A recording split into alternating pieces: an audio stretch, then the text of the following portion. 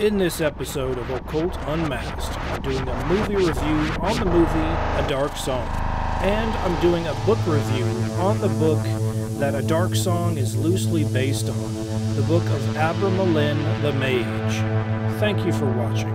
John Razimus here. In this episode, I'm going to talk about the movie A Dark Song. Doing a movie review. A Dark Song is considered a thriller or even a horror movie, but nothing in the realm of horror, really. It's more suspense.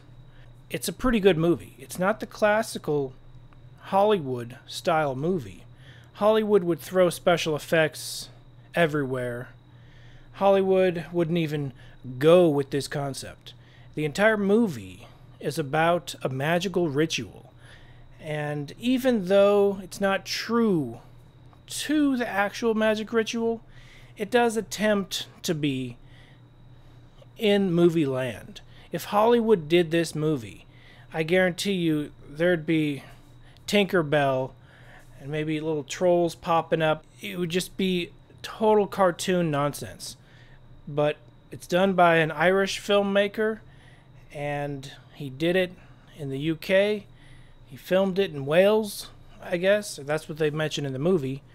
It's all about the AbraMelin magic ritual. If you're not familiar with the AbraMelin book, let's take a look at it real quick. I have shown this book before.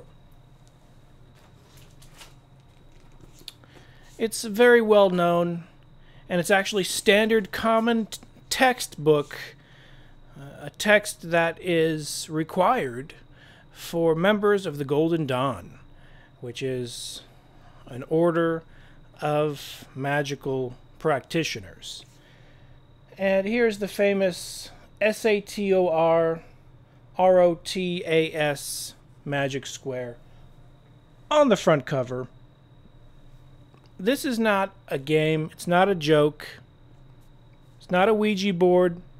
And Ouija boards aren't even a joke, in my opinion. The book is never shown in the movie A Dark Song. Yet, the AbraMelin ritual is intricately attempted in the movie, but things are changed so much that I don't recognize them. It's supposedly a 6-month ritual. There's a guy on YouTube that says it's an 18-month ritual, and he translated it himself.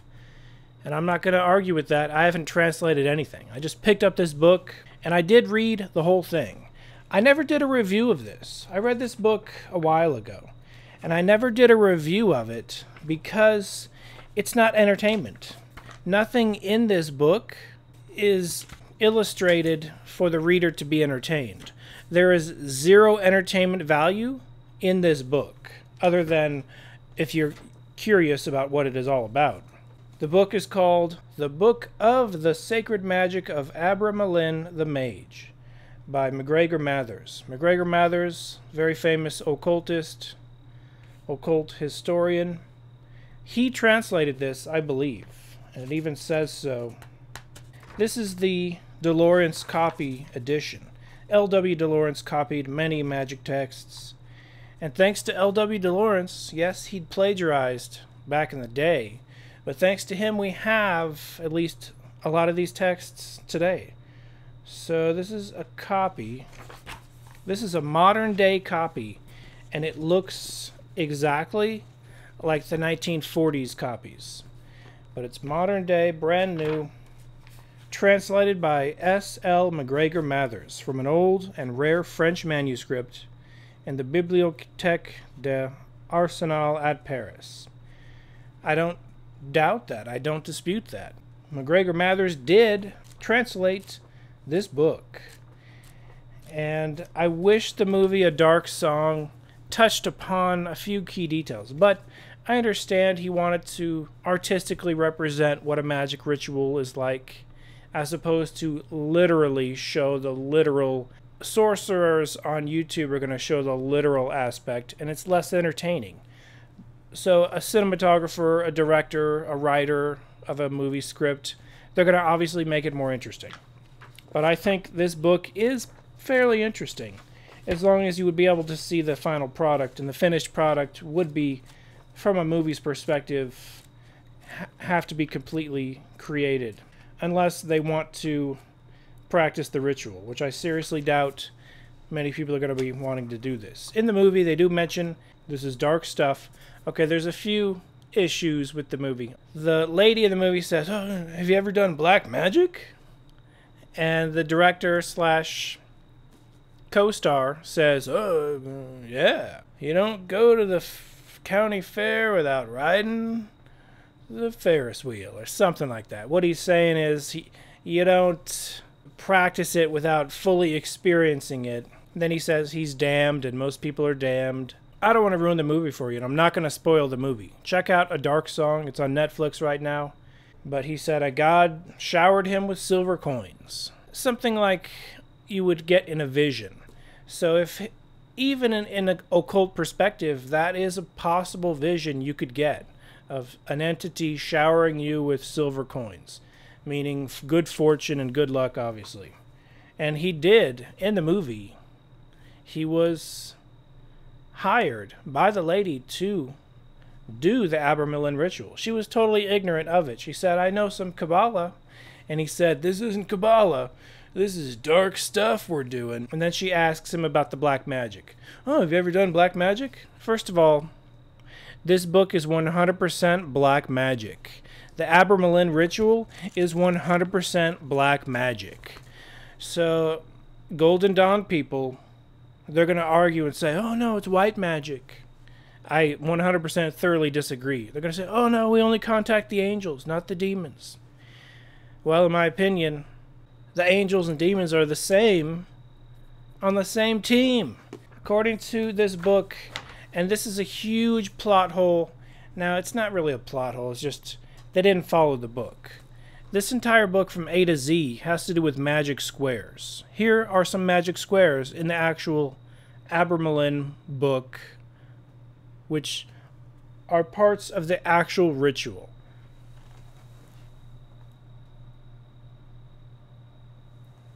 Now, if you Google magic squares, you're going to get mathematical definitions. Even the Wikipedia page is going to say, "Oh, mathematically equal the same in different directions."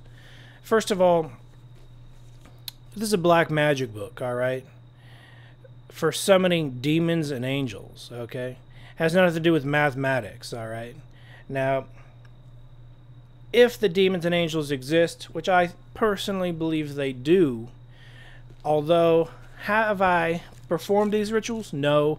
Will I? No. I have zero desire to perform any of these rituals, but the entire book from A to Z revolves around the magic squares. No magic squares, no ritual. No magic squares, no book. The entire book from A to Z revolves around the magic squares. The magic squares is how you summon the angels and demons. I'm not going to tell you how to do it. I do know the secret process of how to actually use a magic square. This square supposedly is to defend and scare off angels and just demons, negative angels, I guess, and demons. The fact of the matter is, in my opinion, this doesn't scare off jack hoot squat. So if you think you're going to use magic to defend yourself against magic, a certain type of placebo effect, like if you're taking a sugar pill and you think it's a drug that's going to cure you of your diseases, there is a type of mental protection you can do out of sheer pure ignorance. So if I believed this protected me against demons, sure, I'd freaking wear t-shirts and pendants and I'd get a tattoo of this thing. But the fact of the matter is, in my opinion, and obviously I can't prove it, this doesn't protect against anything, and it might have the exact opposite effect. This could be a magic square to summon a demon. It might be one to summon an angel. But in my opinion, the angels that are summoned in this book are not positive angels, but negative ones. How do I know that? I'll tell you how I know that. Positive, actual angels that are good and pure and love and all that awesome stuff, they're not going to come if you command them to come. They're not going to come if you perform the ritual. You learn this at the beginning of the movie. The lady wants to talk to someone that has passed on, and she'll do anything to talk to this person. She'll even hire someone to perform a dark ritual, black magic, to summon an angel or a demon or whatever the case, to demand that she have the ability to talk to this dead loved one. The goal is to summon the Holy Guardian Angel. It's an occult term popularized by Aleister Crowley. He wanted his whole life to contact his Holy Guardian Angel. Crowley hated God after certain things happened in his family. Crowley went the darkest direction possible. He wanted to summon his Holy Guardian Angel. Perhaps he wanted to summon his own personal demon, and perhaps he was successful. And I have talked about that in different contexts. Crowley did try this ritual. He tried it, and he didn't last the full 6 months. What I heard about Crowley, and I don't know if this is accurate, I saw a documentary on Aleister Crowley. If you've read something that says otherwise, I'm just quoting and citing from a documentary. He ate nothing but bread and water every day. I remember he perhaps put salt around a certain area, and they do the salt thing in the movie A Dark Song. So this isn't a strictly Dark Song video. It is also a book review on the book of the sacred magic of AbraMelin the Mage. Magic of AbraMelin the Mage, as delivered by Abraham the Jew unto his son Lamech. A grimoire of the 15th century. And this is a grimoire of the truest sense. There's no reason or purpose to read this book other than for the purpose of the magic squares, and the magic squares are for summoning of spirits. Positive ones or negative ones. In my opinion, it's going to be 100% negative ones. They grant you wishes. But the name AbraMelin sounds very made up, and I'm always very suspicious about books like this. Who actually wrote it? Because I seriously doubt it was handed down by Abraham. It was in an old French manuscript. So it might have been written by a French occultist who invented it. I think the Jews might know about it if it was actually handed down by Abraham to his son. So we have no actual historical concrete evidence that it was handed down, but people have tried it outside of the 6-month ritual and said it does work. Who knows if they're telling the truth? But it is standard text in the Golden Dawn, so that leads me to believe that it does have some credence and it might work. But AbraMelin, it sounds like Merlin to me. It sounds like Abraham plus Merlin. But I think this is older than the story of Merlin. So it's possible Merlin was inspired by Melin. Or maybe Merlin is older. You do the math, you look it up. I just am noticing the similarity between Merlin and Melin. Because you can see how the name is spelled. Abra.